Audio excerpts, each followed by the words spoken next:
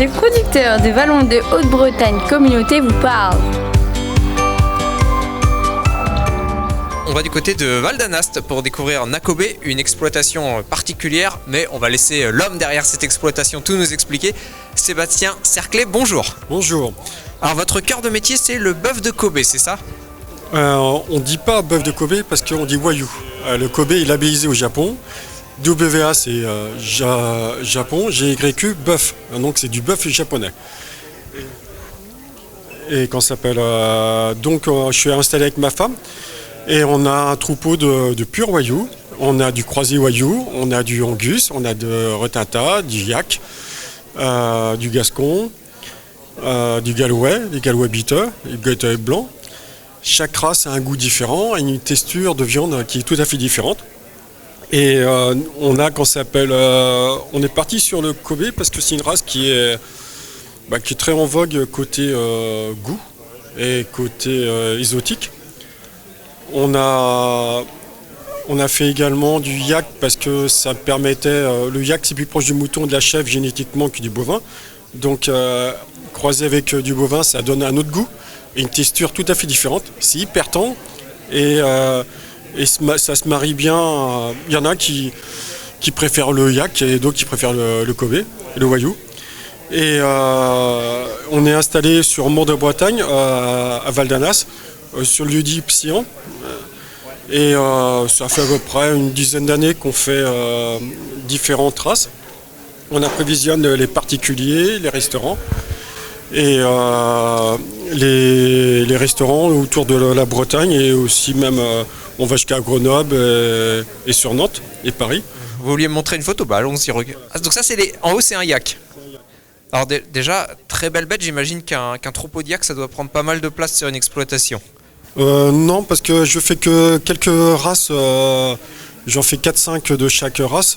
Et les particuliers, mes clients, ils adorent parce que ça change de goût à chaque fois. Parce que quand ils prennent un Galway, un Angus ou un yak ou un croisé Kobe, ils sont contents de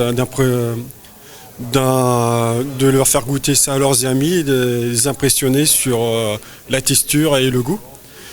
C'est des animaux. Alors qu'est-ce que vous nous montrez? Alors là on a.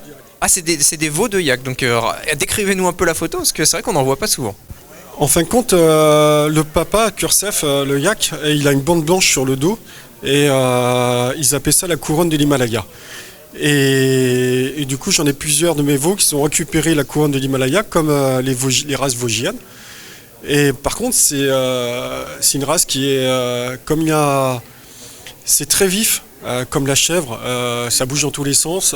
Dès que ça boit du lait, ça lève la queue comme les chèvres. Et en fin de compte, c'est hyper affectueux. Et qu'on s'appelle, au bout de 3 ans, ça fait une viande très très rouge, très riche en fer, en zinc.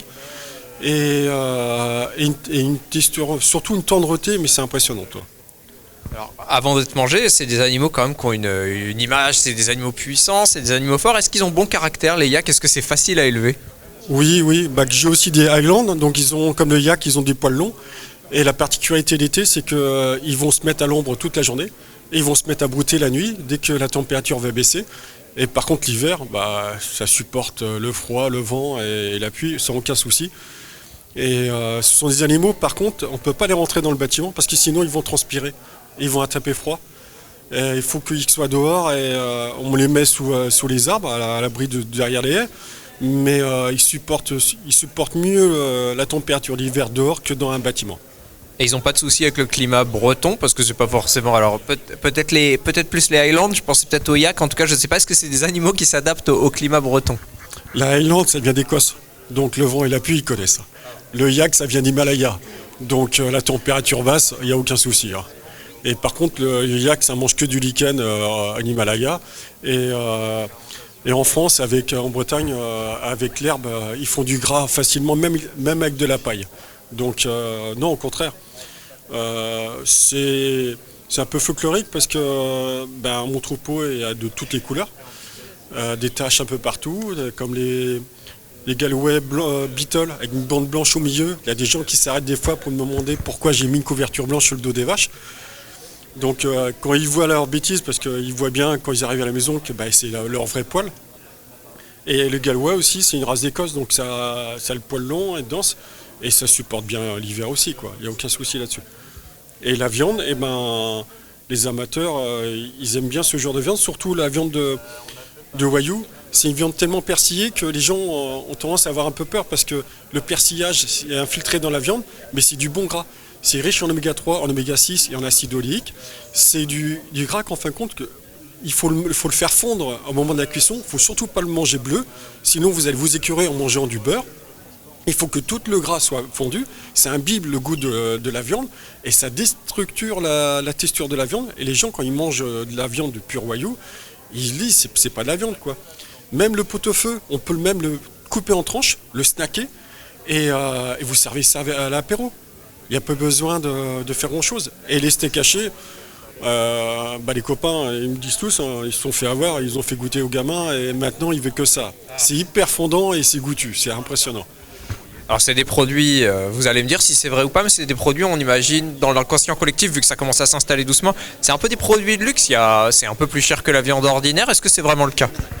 Vous avez une côte de bœuf de pur Wagyu, elle sera à 150 € le kilo, un pot-au-feu, il est à 22 €, le steak haché est à 22 €. Donc chaque morceau, en fonction de sa demande, il y a son prix qui va être soit dégressif ou important. Mais il y a des gens, juste pour se faire plaisir, ils vont prendre une côte de bœuf pour goûter avec des amis. Et c'est une journée de dégustation entre eux qu'ils font. Et pour ça, je fais aussi du croisé Wagyu.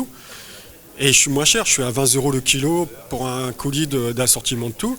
Et c'est plus abordable.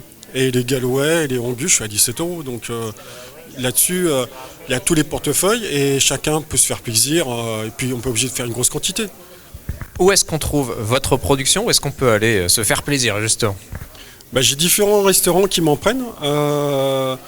Sur le coin, il y a par exemple l'atelier à Mort de Bretagne qui fait des burgers. Il y a le Café Noya qui fait aussi des burgers aussi avec de ma viande. Il y a quand ça s'appelle le Smoke à la Lande à Pigny qui me prend de temps en temps de la viande. Il y a Baptiste Thierguez aussi à Guerre. Il y a le Capuki à Auray, il y en a d'autres. Il y a le Pont du Secret aussi qui me prend de la viande aussi à Bignon. Et sinon, vous pouvez venir à la maison et vous commander, soit que vous commandez un colis de viande, soit vous prenez juste un morceau de faux filet ou de morceau de viande pour Kobe, c'est à la pièce. Et il y en a qui viennent chercher 2 ou 3 steaks hachés pour se faire plaisir, une soirée burger avec leurs enfants, il n'y a aucun souci. Donc on peut se faire plaisir, manger en circuit court, parce que vous êtes là sur le territoire, vous êtes juste à côté de chez nous. Oui, et puis l'avantage c'est que les gens quand ils viennent avec leurs enfants, quand il fait bon, on va faire un trou dans le troupeau pour voir les vaches et les veaux et comme ça ils peuvent voir exactement comment ils sont élevés les animaux. Parfait, donc rendez-vous du côté de Nakobe, vous êtes à Val d'Anas, donc anciennement Mort de Bretagne, plutôt cette partie-là, c'est ça? Je suis Mort de Bretagne, mais je suis entre Mort, Mernel et Chapelle-Boussic. Mais le GPS est sur Mernel. Vous mettez Psion, PSIHAN, mais sur le GPS Mernel. Alors, pas de panique évidemment, parce que Nakobe sur Facebook où vous retrouvez l'adresse si vous avez besoin d'aller sur place. Exactement, j'ai un site, un Facebook, un Instagram et un TikTok. Et vous pouvez voir les vidéos qu'on fait avec les animaux et comment ça se déroule tout le long de l'année. Merci à vous Sébastien.